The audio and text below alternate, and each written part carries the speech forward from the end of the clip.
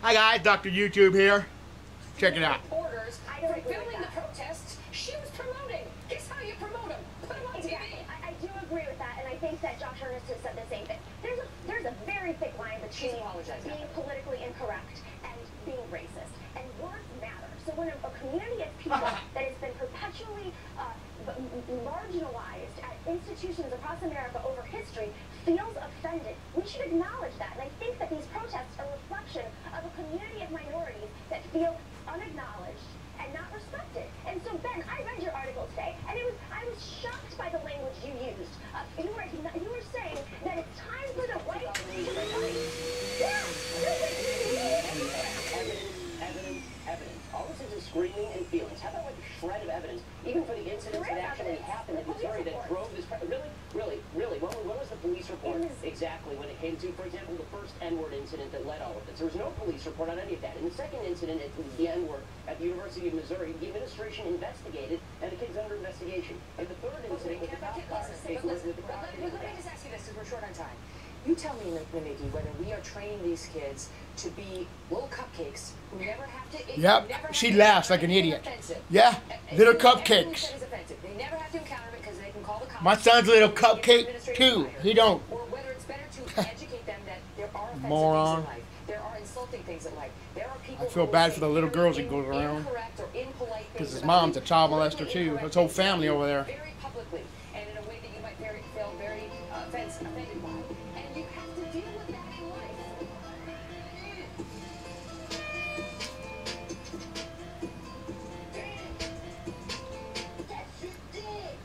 Well, you know, $15 an hour, first of all, as we said, it's not enough of a wage, but it is a substantial improvement, and this is what workers have put forward. Fast food workers. But how many people are going to get fired because of that, dumbass? Walked out of their job, Man, these people are in New York City and demanded $15 an hour.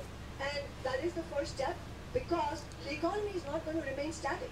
We have to fight for affordable housing. We have to fight for better services in terms of mass transit, education, healthcare, and that is why we have to also talk about taxing the super wealthy and big corporations.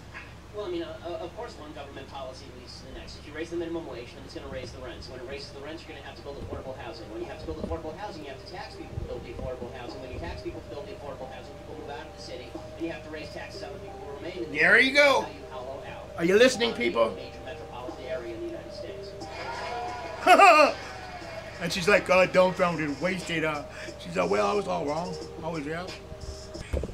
I thought a lot of you guys are standoffish, but, you know, I'm the exception. The majority of us are, but, you know, I'm more open than most. Well, I have a lot of questions on my mind. I wanted to ask a self-proclaimed social justice warrior such as yourself, mainly about diversity. I know you guys are fighting for, you know, more ethnicity in college campuses and stuff.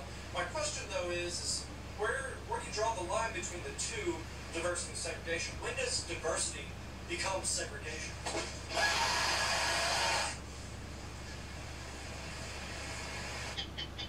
What the heck is that?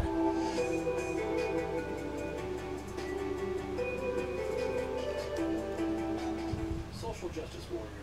It's probably a term you hear thrown around all the time if you spend any time on the internet at all. But what is it exactly? What do they stand for? And why is the term social justice warrior such a derogative term used as an insult? Well, the term social justice can be found used in speech as far back as 1824.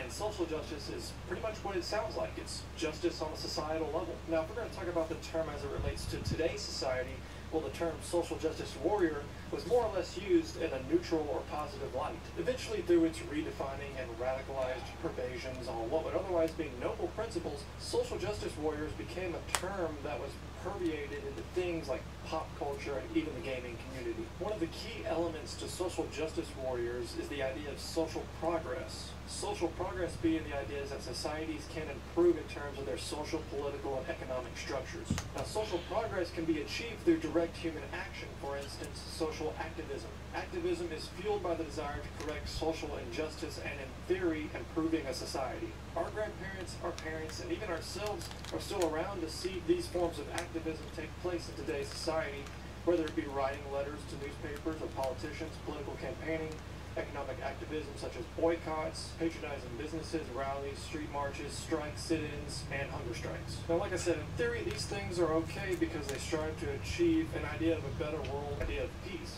But how is social justice practiced in today's society, and what does a modern social justice warrior look like? An idiot. Thanks, Mario, I guess, for fighting all those Koopa Troopers. And riding on the backs of dolphins. And traveling all the way to Star World to save me. Before we continue with more examples, I should mention that along with identity politics, multiculturalism, and civil rights, social justice warriors also advocate for women's rights.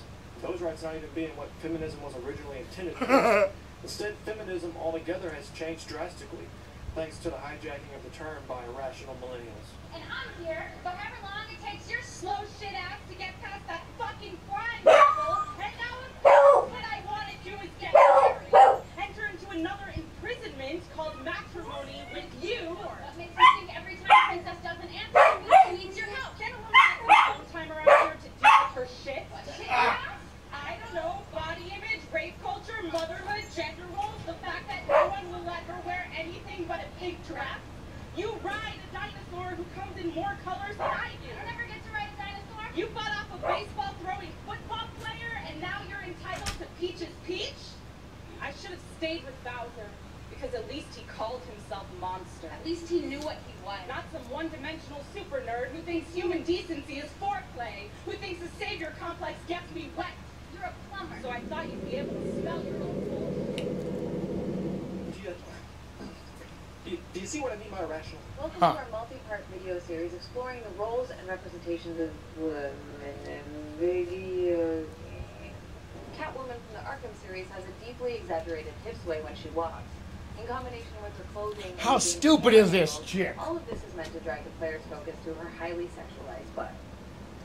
In Resident Evil Revelations, Jill Valentine somehow manages to wiggle her whole body while she runs. In Assassin's Creed Syndicate, Evie Fry is a character who avoids falling into many of the sexualizing traps that some playable female characters do, but she still walks with an exaggerated hip sway. In Saints Row the Third, well, how the spell are you supposed to tell it a girl? If you go to the clinic and swap your gender from male to female, you also come away with a newly sexualized walking animation, even though you're literally supposed to be the same character. Watching these characters' in-game movement animations, you'd think that the director of the motion capture session directed them to walk like a model instead of a hardened space warrior, or master thief, or bioterrorism agent, or crime boss, or vampire. There's a lot that's wrong with this so-called third It is. feminism and the altogether social justice. You're so lost. It just teaches censorship on the basis that something is offensive. It's a sort of pseudo-approach to issues that don't solve anything. Yep. It detracts from real problems and creates a problematic ideology that's slam full of victimology, and creates the notion that, quote-unquote, if you have a differing opinion than mine, then you must be a insert cop-out, come back here. The reason why I say victimology is because most of the time people with agendas grab at straws to try and rationalize their argument whenever they're over-analyzing something simple and innocent. It's all a self-refuting school of thought that always plays the victim because they have a biased perspective, aka social justice warriors or third-wave feminism, when dealing with reality itself. Fair enough. You say you don't waste a line of questioning. I'm just giving you... I love the mansplaining. I'm enjoying She's it. an idiot. The mansplaining that's going on. Mansplaining. See, this is another one of those cop-out terms I was talking about. Feminists conjured up because they don't know how to deal with real-life scenarios, or how to interact with intelligent human beings who can think for themselves. The other day I was talking with Brian, who's a part of this channel as well, about this very video. We both agreed that regardless of gender, this is what human beings do. When people are engaged in stimulating conversation, and if they're both passionate about their viewpoints, then of course they're going to interrupt and feel the need to get their opinion out there. This doesn't mean that they're trying to mansplain. It just means that they're passionate about their point. It might be rude at times to interrupt or seemingly patronize, but it doesn't mean that they're mansplaining. Brian said he's interrupted in conversation all the time by women. That doesn't make it womansplaining. It just means that they're having a stimulating conversation. Shit, Mom. And there you go, guys. On SJW. Man, I'm going to cut it short here. Make sure you subscribe tonight, guys. Later.